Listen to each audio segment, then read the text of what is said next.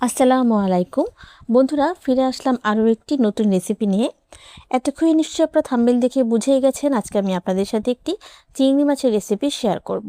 আজকে আমি আপনাদের সাথে যে রেসিপিটি শেয়ার করতে যাচ্ছি সেটি ছোট বড় সকলের কাছে খুবই প্রিয়, আর সেটি হচ্ছে চিংড়ি মাছের মালাইকারি। তাহলে চলুন আর কথা না বাড়িয়ে আমরা ঝটপট রেসিপিটি একবার দেখে নেই।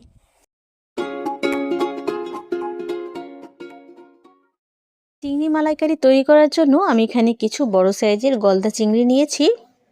তো প্রথমে আমি চিংড়ি মাছগুলোকে পরিষ্কার করে নেব। চিংড়ি মাছের মাথার দিকে এই ধরনের যে অংশগুলো থাকে সেগুলোকে আমি একটু কেটে নিচ্ছি। রান্নার পরে দেখার সৌন্দর্যের জন্য আমি চিংড়ি মাছের বড় পাগুলোকে রেখে দিয়েছি, আর ছোট ছোট পাগুলোকে আমি কেটে ফেলে দিব। আপনারাও চাইলে কিন্তু আপনাদের পছন্দ মতোভাবে চিংড়ি মাছটাকে পরিষ্কার করে নিতে পারেন। আজকের এই রেসিপিটি তৈরি করার জন্য আমি এখানে বড় সাইজের 8 পিস গলদা চিংড়ি নিয়েছি। এখন চিংড়ি মাছের উপরে দেওয়ার জন্য আমি একটি শুকনো মশলা তৈরি করব। তো তার জন্য আমি এখানে 1 চা চামচের মতো লবণ নিয়ে নিচ্ছি, হলুদ গুঁড়া দিচ্ছি 1 চা চামচ, কাশ্মীরি মরিচের গুঁড়া দিচ্ছি 1/2 চা চামচ অথবা প্রয়োজন মতো। এখন এই শুকনো উপকরণকে ভালোভাবে মিশিয়ে নেব। আমি এখানে কোনো পানি ব্যবহার করব না, এর কারণ হলো শুকনো এই মশলাটাকে আমরা মাছের গায়ে খুব সুন্দরভাবে লাগাতে পারবো। এখন এই শুকনো মশলাগুলোকে মাছের গায়ে ভালোভাবে লাগিয়ে নিব। এইভাবে হাত দিয়ে খুব ভালোভাবে মশলাটাকে মাছের গায়ে ভালোভাবে লাগিয়ে নিতে হবে। মাছের এই অংশগুলোতে মশলা সবসময় পৌঁছায় না, তাই এই জায়গাগুলোতেও ভালোভাবে মশলাটাকে লাগিয়ে নিতে হবে। পিঠের দিকে কাটা অংশগুলোর মধ্যেও ভালোভাবে মশলাটাকে লাগিয়ে নিতে হবে। ভিডিও লেন্থ যেহেতু বড় হয়ে যাচ্ছে তাই আমি অফ ক্যামেরায় মাছগুলোকে পরিষ্কার করে নিয়েছি। মাছের মাথার উপর দিকে যে কাঁটাটা ছিল সেটিকে কেটে ভেতর থেকে ময়লাটাকে ফেলে দিয়েছি। মাছের চোখগুলোকে আমি ফেলে দিয়েছি, আর নিচের দিকে যে ছোট ছোট পা ছিল সেগুলোকে আমি কেটে দিয়েছি, আর পিঠের দিকে আমি লম্বা করে একটু চিড়ে দিয়েছি। মশলাটাকে মাছের মধ্যে ভালোভাবে লাগিয়ে নিয়েছি। এখন এই মশলাটা যাতে মাছের মধ্যে আরও ভালোভাবে সেট হয় সেই জন্য আমি মশলা মাখানো চিংড়ি মাছগুলোকে ম্যারিনেট করে রেখে দিব 15 থেকে 20 মিনিট। চিংড়ি মাছগুলো ম্যারিনেট হতে যতটুকু সময় লাগবে এই সময়ের মধ্যে আমি একটি স্পেশাল মশলা তৈরি করে নিব। তো তার জন্য আমি এখানে 1 চা চামচ মিষ্টি জিরা নিয়েছি বা মৌরি নিয়েছি। এরপর আমি 6-7টির মতো কাজু বাদাম নিয়েছি, আর নিয়েছি 1 চা চামচ কালো সরিষা। এবারে এই সব কিছুকে একসঙ্গে ব্লেন্ড করে নিব। যেহেতু মালাইকারি তৈরি করছি তাই মালাইয়ের একটি পেস্ট তৈরি করব। তো তার জন্য আমি এখানে 2 টেবিল চামচ দুধের সর নিয়েছি, আর পেঁয়াজ বেরেস্তা দিয়ে দিচ্ছি 1 টেবিল চামচ। সামান্য পানি দিয়ে এটাকেও ব্লেন্ড করে নিচ্ছি। ফিরে আসলাম 20 মিনিট পর। চুলায় একটি হাঁড়ি বসিয়ে তার মধ্যে পরিমাণ মতো সরিষার তেল গরম করে নিয়েছি। এবারে এর মধ্যে মশলা মাখানো চিংড়ি মাছগুলোকে এক এক করে দিয়ে দিব।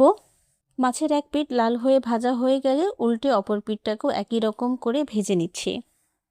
খুব বেশি সময় ধরে মাছগুলোকে ভাজার কোনো প্রয়োজন নেই। 2 থেকে 3 মিনিটের মতো ভাজার পর মাছের কালার যখন এরকম লালচে হয়ে যাবে তখনই মাছগুলোকে এক এক করে তুলে নিতে হবে। মাছগুলোকে যেহেতু আবারও রান্না করব তাই খুব বেশি সময় ধরে ভাজার কোনো প্রয়োজন নেই। তো আমি এক এক করে বাকি চিংড়ি মাছগুলোকেও একই রকম করে ভেজে নিচ্ছি।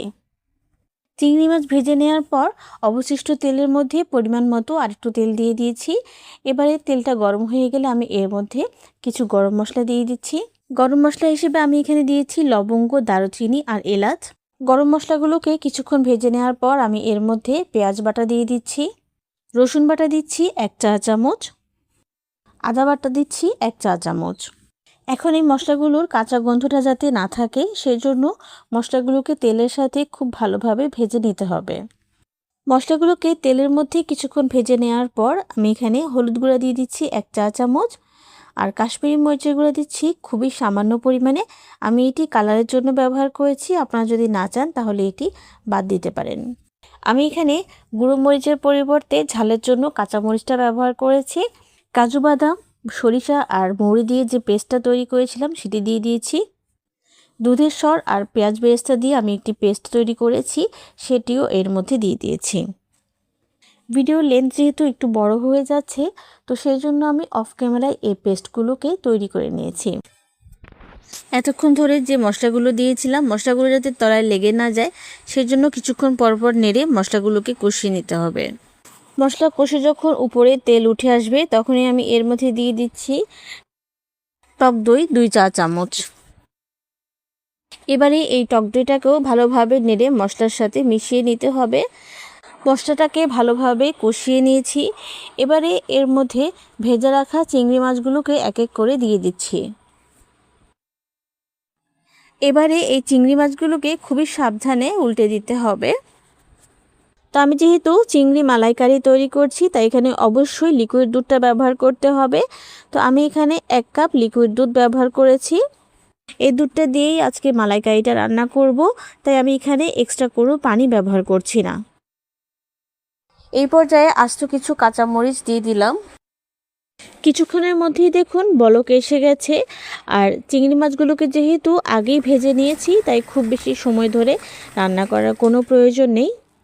এভাবে 2 থেকে 3 মিনিট মিডিয়াম টু লো আছে মালাইকারিটাকে রান্না করে নিতে হবে। মালাইকারিটা কিন্তু অলমোস্ট রান্না করা হয়ে গেছে। এবার আমি এর উপরে কিছু গরম মশলা দিয়ে দিয়েছি আর দিয়ে দিচ্ছি সামান্য চিনি। মালাইকারিতে অবশ্যই চিনি ব্যবহার করতে হয়, আর যে কোনো রান্নাতে কিন্তু চিনিটা টেস্টটাকে ব্যালেন্স করে। Last but not the least, সবশেষে মালাইকারির উপরে ফ্লেভারের জন্য সামান্য ঘি দিয়ে দিচ্ছি।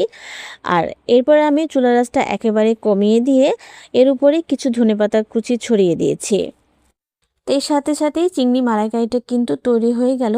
আর দেখতে কতটা লোভনীয় হচ্ছে তা তো বলার অপেক্ষায় রাখে না। আশা করি আপনারাও আমার সাথে একমত হবেন। এবারে চিংড়ি মালাইকারিটাকে পরিবেশন করার পালা। আমরা মাছে ভাতে বাঙালি, মাছ ছাড়া আমাদের চলেই না। আর কিছুদিন পরে যেহেতু পয়লা বৈশাখ, আশা করছি এই রেসিপিটি আপনাদের অনেক কাজে আসবে।